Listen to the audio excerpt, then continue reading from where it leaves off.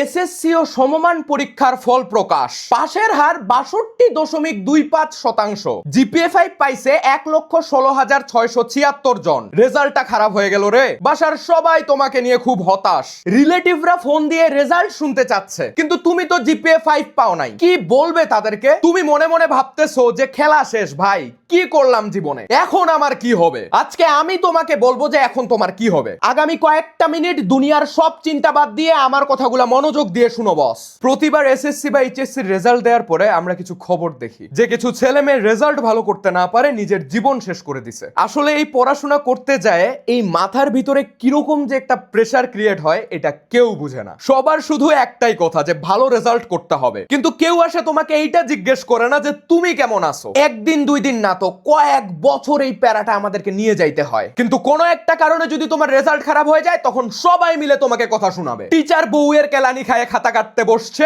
ওইটার রাগ আমার খাতার উপরে ঝাড়ে দিল, আমি কি করব ভাই? কিন্তু না, এসএসসি শেষে তোমাকে একটা ভালো কলেজে যাইতে হবে, কলেজ শেষে একটা ভালো ভার্সিটিতে যাইতে হবে, ভার্সিটি শেষে একটা ভালো জব করতে হবে। এক সময় মনে হয় যে আসলে কিসের পিছে দৌড়াচ্ছি আমরা? শুধু কি টাকার জন্য এতগুলা টেনশন নিচ্ছি? আমার জীবন যৌবন সব দিয়ে দিলাম এই পড়াশোনার পিছনে, কিন্তু গ্রাজুয়েশন শেষে একটা 20,000 টাকার চাকরিও আমি খুঁজে পাইতেছি না। তোমরা যারা রেজাল্ট খারাপ করছো তারা খুবই বাজে একটা পরিস্থিতির সম্মুখীন হচ্ছ এখন। বাসার কেউ হয়তো তোমার সাথে ঠিকমতো কথা বলতেছে না, সবাই তোমাকে ইগনোর করতেছে। এসএসসি 26 ব্যাচ তোমাদের জন্য আমরা একটা লাইভ গাইডলাইন সেশন অ্যারেঞ্জ করতে যাচ্ছি। কিভাবে জয়েন করবে একটু পরেই বলতেছি। এখন কথা হচ্ছে 3 ঘন্টার একটা পরীক্ষা দিয়ে তোমার পটেনশিয়াল পরিমাপ করা হচ্ছে। 3 ঘন্টা তুমি এক্সাম হলে বসে কিছু প্রশ্নের উত্তর দিলে, তারপর তোমাকে একটা নাম্বার দেওয়া হইলো, তোমাকে একটা রেজাল্ট দেওয়া হইলো। সেটা দেখে আমরা বলে দিলাম যে এই ছেলেটা ভালো, এই ছেলেটা এভারেজ, আর এই ছেলেটা খারাপ। এখানে একজন স্টুডেন্ট কত ভালো মুখস্থ করতে পারে সেটা মেজার করা হইলো, কিন্তু সে প্রবলেম সলভিং এ কিরকম,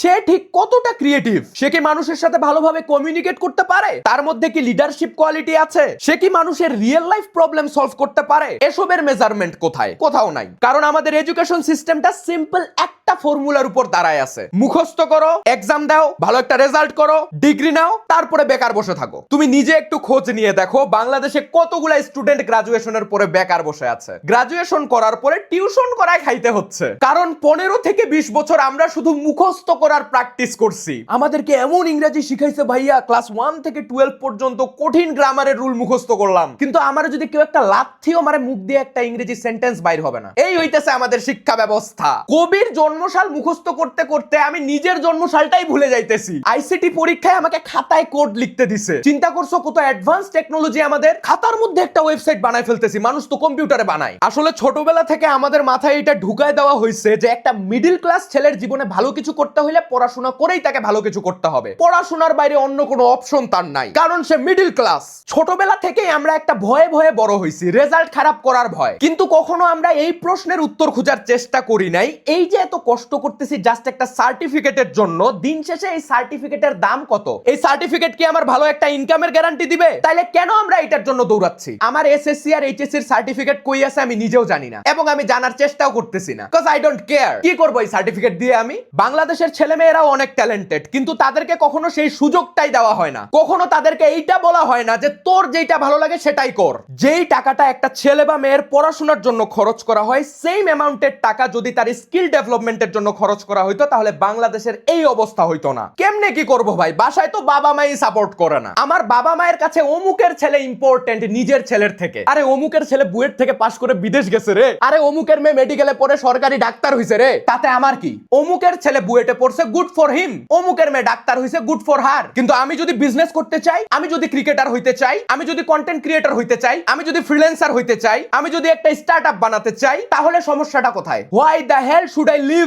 সামওয়ান এলসেস ড্রিম? জীবনে কোনোদিন বিজনেস করি নাই, কিন্তু আমরা সবাই জানি যে বিজনেসে নাকি অনেক রিস্ক। আমরা 20 লাখ টাকা ঘুষ দিয়ে সরকারি চাকরিতে ঢুকতে যাই, কিন্তু 20 লাখ টাকা দিয়ে বিজনেস করব, ওরে বাবারে মেলা রিস্ক হয়ে যাবে। ভন্ডামির একটা লিমিট থাকে, পড়াশোনায় রিস্ক নাই। ওই জন্যই তো সিএসসি থেকে পরে ব্যাংকে জব করা লাগে, আর ত্রিপলি থেকে পরে বিসিএস এর প্রিপারেশন নেওয়া লাগে। কঠিন হইলেও এটা সত্য যে বাংলাদেশের অনেক বাবা মায়ের কারণে সন্তানের জীবন নষ্ট হয়। বাবা মায়ের মেইন কনসার্ন হইলো লোকে কি বলবে। আরে কোন লোক? কই থেকে এলো এরা? ইস রে, তুই কিসব ভিডিও বানাইস? মানুষের সামনে কি বলবো আমি যে আমার ছেলে ভিডিও বানায়? কিরে তুই অনলাইনে কিসব বেচা শুরু করছিস? একটা পেজ খুলে নাকি গেঞ্জি বেচতেছিস? মান সম্মান ডুবাইলি রে। আমার কলিগ বলতেছে যে আপনার ছেলে অনলাইনে গেঞ্জি বেচা শুরু করছে। কলিগের ছেলে এবার বুয়েট সিভিলে ভর্তি হইছে। তোর পিছে যে এত টাকা ঢাললাম এতদিন কি করলি এগুলা? এখনো সময় আছে, পড়াশোনাটা ভালো মতো কর, আমাকে একটু শান্তি দে। কেন ভাই, পোলাটা নিজের চেষ্টায় একটা বিজনেস করতে চাচ্ছে, এইটাতে অশান্তি লাগে গেল? পোলাটা রাত জাগে ভিডিও এডিটিং করতেছে, এইটাতে অশান্তি লাগে গেল? পোলাটা নিজে থেকে কিছু একটা করতে চাচ্ছে,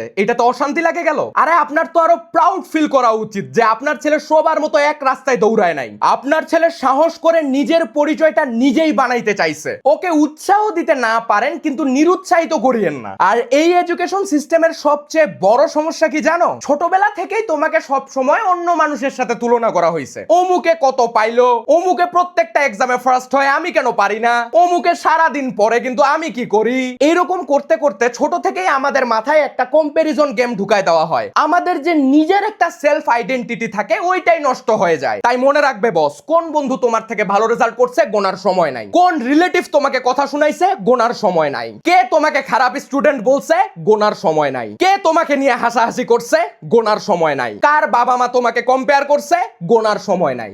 দুনিয়ায় তুমি অন্য কারোর এক্সপেকটেশন ফুলফিল করার জন্য আসো নাই। দিন শেষে সবাই স্বার্থপর। সো তোমার যেটাতে ভালো লাগে তুমি সেটাতেই ফোকাস করবে। তুমি কোনো সার্কাসের জোকার না যে মানুষ তোমাকে নাচাবে আর তুমি নাচবে। আর কাউকে কিছু এক্সপ্লেইন করারও দরকার নেই, কারোর সাথে কোনো গ্যাঞ্জামও করা লাগবে না। এই বছর শেষ হইতে আর 4 মাসের মতো সময় আছে বস, তুমি গায়েব হয়ে যাও। এই কয়টা মাস শুধু নিজেকে সময় দাও। এইটা এআই এর যুগ, হাজার হাজার নতুন ক্যারিয়ার অপরচুনিটি তৈরি হচ্ছে। ইউটিউবে সব কিছু টিউটোরিয়াল আছে বস, তুমি ফ্রিতে যে কোনো কিছু শিখতে পারবে। আমি জানি তুমিও অনেক ট্যালেন্টেড, তুমিও সুযোগ পাইলে সেরা কিছু করে দেখাবে। কিন্তু মনে রাখিও, কেউ তোমাকে সেই সুযোগটা দিবে না, নিজের থেকেই তোমাকে সুযোগটা তৈরি করে নিতে হবে। রেজাল্ট খারাপ হয়েছে ঠিক আছে, কষ্ট পাইতেছো পাও, কাঁদতে ইচ্ছা করতেছে কাঁদো, কিন্তু তারপরে তোমাকে আবার উঠে দাঁড়াইতে হবে। নিজেকে ভ্যালুয়েবল বানানোর জার্নিটা শুরু করে দাও বস। কারো যেন এই ক্ষমতা না থাকে যে তোমাকে মুখের উপরে আসে কিছু বলবে। ভিডিও এডিটিং শিখো, কোডিং শিখো, কন্টেন্ট ক্রিয়েশন শুরু করো, ফ্রিল্যান্সিং করো। আমি তোমাকে এইটা বলবো না যে এসএসসি খারাপ হয়েছে এইবার এইচএসসি তে একটা কামব্যাক হবে, পাবলিক ভার্সিটির একটা সিট মারে সবাইকে একদম চমকাই দিবা, এইসব আমি বলবো না। এইসব বলবে এডটেকের পীররা, কারণ এইচএসসি পর্যন্ত তারা তোমার কাছে কোর্স বেচবে। কিন্তু আমি বলতেছি এই পড়াশোনাটা পুরাটাই একটা স্ক্যাম। তুমি যতদিন এই সিস্টেমের মধ্যে থাকবে তোমার সময় নষ্ট হবে, তোমার কনফিডেন্স শেষ হয়ে যাবে,